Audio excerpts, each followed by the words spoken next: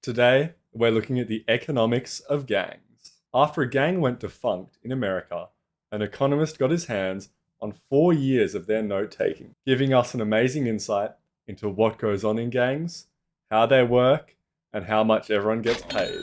These documents even included accounts of death, injury, and imprisonment within the gang and the local area. Now, to give you a bit of context on where this gang was located, it was in an inner city suburb in America where the unemployment rate for males was 35%, 6 times that of the national average at the time. And the median wage was half of the national median wage for a household. The first part of the gang we're going to talk about is the hierarchy. At the top of the gang was the central leadership, made up of 4 to 6 members, all making the long-term plans for the gang, for what they would do in the future. They would also deal with suppliers and affiliates to ensure the best deals they could get on their drugs. The central leadership also included 12 others who were in charge of collecting dues, allocating punishments, and running errands. What's amazing is that 1/3 of these leaders was consistently imprisoned. Now, moving down from the central leadership, you get the local gang leader. All of these local gang leaders are in charge of their own area. There are roughly 100 of these local gang leaders. Now, reporting to these local gang leaders were 3 officers. The first officer was the enforcer. Pretty self-explanatory. They were in charge of the gang's safety. The second was the treasurer, managing the money of the gangs and their finances. And the third was the runner, the guy running all the drugs and illegal supplies. And then moving down from the enforcer, you have the foot soldiers reporting to them. These are street-level dealers. It's from this group that the next officers and local leaders are chosen. That tastes like promotion! It generally consists of 16 to 22-year-old males. And then at the very edge of the hierarchy, you have the rank and file. These are people who are much less closely affiliated with the gang, but have connections with them. They pay dues to the gang for protection, status, and drug supplies. So overall, the gang kind of works like a franchise, where the central leadership franchises it out to over 100 different locations. And then the leaders, the local leaders, all pay a fee up to the central leadership for their protection, alliances, supply, and the possibility of promotion. However, the local leaders still claim the remaining profits of their own gang. The individual local gangs have very little interaction. This ensures that they can't band together and rise up against the central leadership, basically maintaining total control over them. In this local gang, the number of foot soldiers fluctuates between 25 to 75 over the period examined, and there are 60 to 200 rank and file at any given time. Throughout the data, 1 in every 4 16 to 22-year-olds are involved in the gang as foot soldiers. Moving on, we're going to talk about the gang's finances. Now, it's important to note that there could be a possible bias in these finances, as the local leader would report that they made less money, so they'd have to pay less money up to the central leadership. This is because 20% of the total revenue of the local gang is all paid up to the central leadership. This is the highest non-wage cost of the gang. Next up, 15% of revenues went towards drug purchases. Their other main costs included hiring mercenary fighters during their gang wars, paying off funeral costs, which was roughly 3 times the yearly wage of a gang member, and the purchasing of weapons. Now, as for wages, we're going to look at the foot soldiers first. They earned below the federal minimum wage for their 20 hours a week of work. They worked 4 4-hour drug dealing shifts and then 1 4-hour errand shift. It's also estimated that 40 to 50% of them at any given time are also employed in a legitimate job as well. It's hard to think someone taking all of this risk is really only earning below the minimum wage, especially in America. Moving up, the officers earned slightly above the median income of the neighborhood, so they were living slightly above the local living standards. And then finally, the local gang leader, what everyone is looking to move up to, earns 5 to 7 times the median household income of the area. You can imagine the local gang leader is parading around in his expensive cars and everything, promoting the gang to all the young kids in the neighborhood, which explains why a quarter of them are employed at any given time in the gang. During the last year of the gang's operation, the local gang leader gets promoted up to central leadership.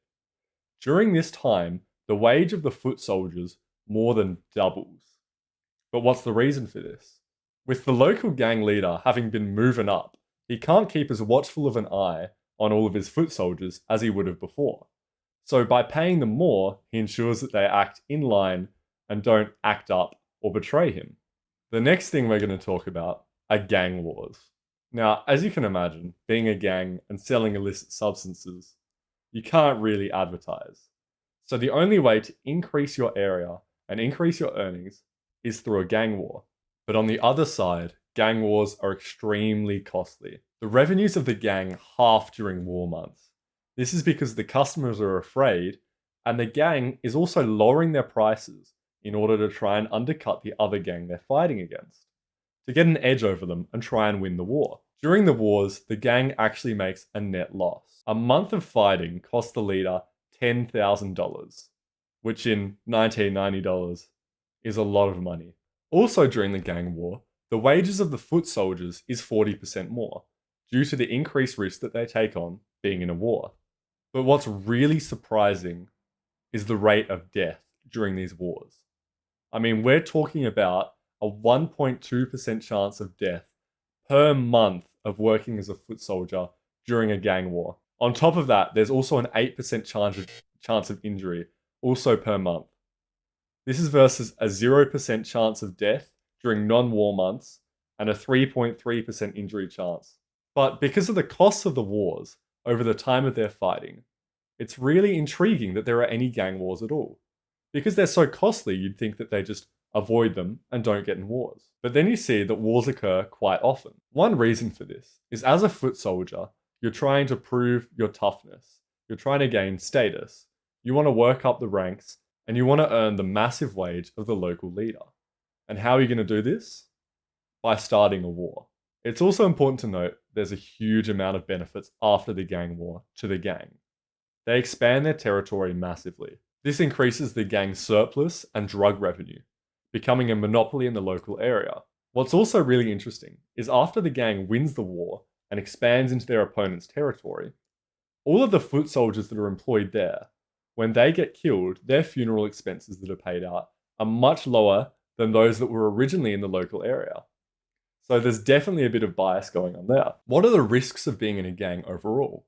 I mean, before I talked about the risks during a gang war and out of a gang war, but what would happen if you worked a whole 4 years in this gang? Well, as a foot soldier, your cumulative chance of death working for the 4 years was 28%. You averaged 6 arrests and 2.4 injuries, which is an absolutely insane amount. 28% chance of death just to earn below the federal minimum wage and work 20 hours a week. At the time, in the neighborhood that the gangs operated in, the homicide rates outside of gang violence was 1/80th of what was in the gang. So it's not like there's a huge chance of homicide outside and inside the gang. No. Joining the gang makes you so much more likely to literally be killed. A few calculations were done surrounding how much each worker valued their life within the gang. This was done by looking at how much the workers were paid before the war months and then during the war months, and then also looking at the rates of death to see how much they valued their life and the chance of death that was taken. They found that the workers' calculated value of their lives was $8,000. In $1990, obviously it's more now, but that's still incredibly low. However, this estimate may be distorted due to threats for the gang. There's also a chance that all of the members wanted to be heroic and work their way up the chain in order to earn what the local leader was earning, which was massive to them. Another value was also found of $53,000 by comparing gang wages to those of normal employment in the local community. However, it also ignores difficulty in finding a job, which is obviously present as the unemployment rate is 35%. This paper also raised a lot of possible fixes in order to reduce gang violence and drug sales. One possible method proposed was to help young people get jobs, especially those that were at high risk of joining a gang. This would help them earn a steady income and reduce the desire of joining a gang in order to earn income there. However, this is fought against by the extremely high wages of the local leader and the possibility that they could work their way up there and earn that, as that was not very possible outside of the gang. Another solution is higher penalties for sellers or buyers. But this doesn't really help with the demand side of gangs, the demand side of drugs. It'll just lead to increasing prices. There'll always be people selling drugs, especially in some of these areas, no matter how high the penalty is. And the last proposed solution was possible decriminalization of the drugs. If they were decriminalized and people could buy the drugs wherever and test them, make sure they were safe, then this would reduce the need for gang violence. However, there's also a lot of drawbacks to this, as it increases the amount of people that would buy the drugs, creating a lot of issues in the communities. Overall, gang violence and the activities of gangs are a hard issue to stamp down on. But this paper has given us immense insight into how gangs are run, how much everyone is paid, and why gang wars occur. It's extremely valuable in learning what to do in the future and how we could manage this better.